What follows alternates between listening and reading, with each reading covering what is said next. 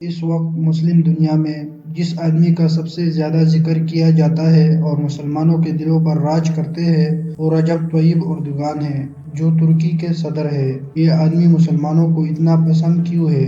یہ کس وجہ سے مقبول ہو گیا؟ یہ کیا کرنا چاہتا ہے؟ اس کو سمجھنے کے لیے ضروری ہے کہ آپ اس آدمی کی بیک گراؤنڈ میں جائیں۔ آپ کو معلوم ہو یہ کون ہے، کہاں سے آیا، اس کی تربیت کیسے ہوئی، کن حالات میں یہ بڑا ہوا، کس قسم کے نظریات کا یہ حامی ہے، تو تب آپ سمجھ پائیں گے کہ رجب طیب اردگان اس وقت مسلم دنیا کے اندر اتنے مقبول کیوں ہوئے ہیں۔ تو چلیے شروع سے آغاز کر لیتے ہیں۔ 26 فروری 1954 کو رجب طیب اردگان استنبول کے قریب ایک شہر قاسم پاشا میں پیدا ہوئے۔ رجب طیب اردگان کے والد ترکش کوسٹل گارڈ کے اندر کیپٹن تھے۔ طیب اردگان نے اپنی ابتدائی تعلیم استنبول میں حاصل کی۔ امام ہاتب اسکول سے طیب اردگان نے اپنی گریجویشن کی ہے، جو کہ ایک مذہبی ادارہ تھا۔ اس ادارے کا ایک قانون تھا کہ یہ 25% تعلیم قرآن مجید اور احادیث نبوی کے مطابق دیتے تھے۔ اس کے بعد یہ چلے گئے مارمارا یونیورسٹی اور وہاں سے انہوں نے بزنس ایڈمنسٹریشن کی اعلیٰ تعلیم حاصل کی۔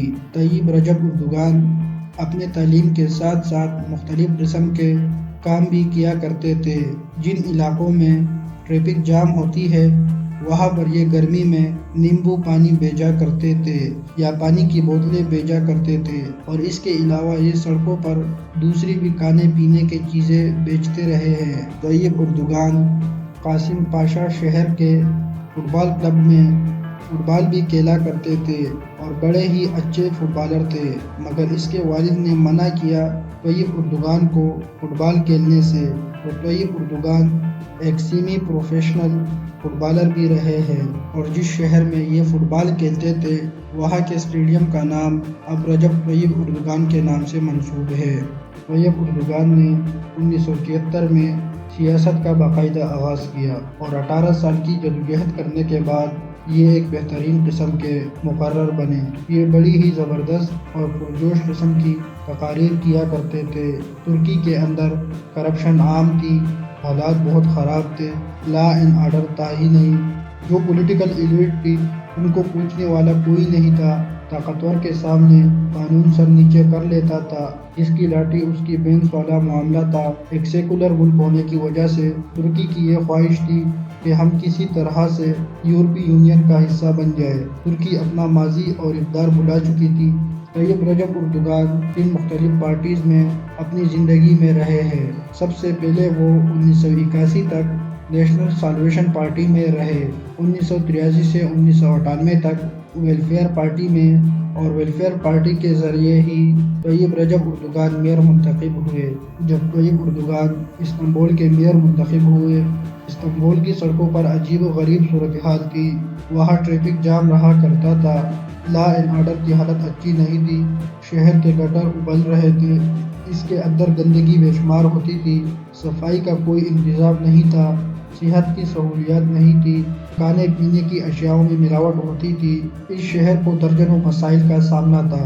پھر 4 سال اس شہر پر ایک میئر نے حکمرانی کی۔ رجب طیب اردگان نے اس شہر کا تقدیر بدل کے رکھ دیا۔ 1988 میں یہ شہر بالکل تبدیل ہو چکا تھا اور اس کے اندر صفائی کے بہترین انتظامات تھے اور ہر قسم کی سہولیات شہریوں کو میسر تھی، اور دنیا کے بہترین شہروں میں اس شہر کو شامل کیا جانے لگا، اور یہ کہا جا رہا تھا کہ استنبول یورپ کے بہترین شہروں میں سے ایک ہے۔ یہ طیب اردگان کی محنت اور لگن تھی جس سے اس نے اس شہر کا تقدیر بدل کے رکھ دیا۔ پھر لوگوں کو لگا کہ اگر ایک شخص شہر کو ایسا کر سکتا ہے تو پھر ملک کو کیسا کرے گا، اور لوگ طیب اردگان پر بھروسہ کرنے لگے اور اسے اپنا لیڈر تسلیم کر لیا۔ 1998 سے 2001 تک وہ ورچیو پارٹی میں رہے، اور اس کے بعد طیب رجب اردگان نے اپنی پارٹی بنائی 2001 میں۔ اس نے اپنی پارٹی کا نام جسٹس اینڈ ڈیولپمنٹ پارٹی رکھا اور 1 سال کے اندر یہ طیب رجب اردوغان کی مقبولیت ہی تھی کہ وہ 2002 کا الیکشن جیت گئے، ترکی کے وزیر اعظم بن گئے۔ رجب طیب اردوغان گرفتار بھی ہو چکے ہیں۔ گرفتار اس لیے ہوئے تھے کہ اس نے ایک نظم پڑھی تھی، اس نظم کو کنٹروورشل بنایا گیا اور رجب طیب اردوغان کو گرفتار کر لیا گیا۔ اصل میں گرفتاری کی وجہ یہ نظم نہیں تھی، وہ چیزیں تھی جس پر کہ رجب طیب اردوغان چل رہے تھے۔ یہ جس جگہ جاتے تھے لوگوں کو اپنا مداح بنا لیتے تھے۔ ان کی موجودگی میں ترکی میں تیزی سے اسلام آگے کی طرف بڑھ رہا تھا۔ خواتین جو کہ ان کی وائف کو دیکھ کے اسکارف کرنا شروع ہو گئی تھی اور اسلام پسند لوگ ان کے ساتھ جڑتے چلے جا رہے تھے، تو اس وجہ سے ان کی سیکولر ترکی میں جگہ نہیں بن رہی تھی۔ ان کو روکنے کی کوشش کی گئی اور ان کو گرفتار کیا گیا۔ اس وجہ سے طیب اردوغان نے یہ فیصلہ کیا کہ کیوں نہ میں ایک ایسی پارٹی بناؤں جس کے اوپر اسلام کے بجائے ویلفیئر اور ڈیولپمنٹ کی ایک چھاپ ہو، تاکہ میرا راستہ نہ روکا جائے۔ ان کے اندر ایک بہت بڑا مسلمان بیٹا تھا جو بار بار ان کو ان کا ماضی، خلافت عثمانیہ اور خلفائے راشدین کا دور یاد دلاتا تھا۔ 2002 میں طیب اردوغان الیکشن جیت کر ترکی کے وزیر اعظم بنے اور 2014 تک ترکی کے وزیر اعظم رہے۔ 2014 میں پھر وہ صدر بن گئے اور 2018 میں وہ دوسری بار صدر بنے۔ یعنی طیب رجب اردوغان 2002 سے لے کر اب تک لگاتار اقتدار میں چلے آ رہے ہیں اور کوئی ان کو ہرا نہیں پا رہا۔ اس بیچ ان کے خلاف بہت سی سازشیں کی گئی۔ 2013 میں طیب اردوغان کے خلاف بہت سارے پروپیگنڈے کیے گئے تو انہوں نے ان کو بہت سختی سے دبا لیا۔ 2016 میں ان کے خلاف امریکہ نے ایک فوجی بغاوت کروایا، لیکن اس بغاوت کو ترکی کے لوگوں نے کچل دیا۔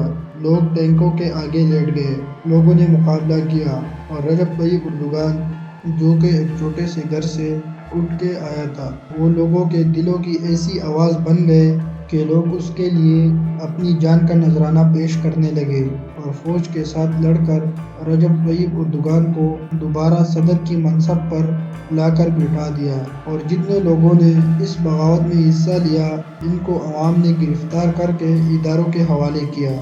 اس کے بعد رجب طیب اردوغان نے بڑا زبردست کلین اپ آپریشن کیا اور ایک بڑا خوفناک قسم کی سختی کے ساتھ نمٹا ان تمام عناصر سے جنہوں نے ترکی کے اندر مارشل لا لگانے کی کوشش کی تھی۔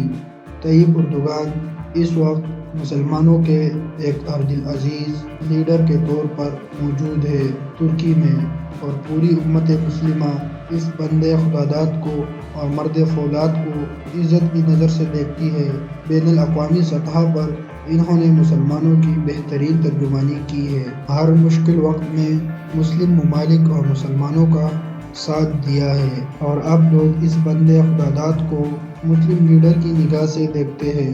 اب بھی طیب اردوغان فلسطین کے ساتھ کھڑا ہے اور اسرائیل کی آنکھوں میں آنکھیں ڈال کر بات کرتا ہے۔ مسلمانوں کی قبلہ اول کی حفاظت کا بیڑا اس مرد مومن نے اٹھایا ہوا ہے کافی عرصے سے، جس وجہ سے دنیا میں موجود ہر ایک مسلمان اس بندے خداداد کو اپنی جان سے زیادہ محبت کرتا ہے۔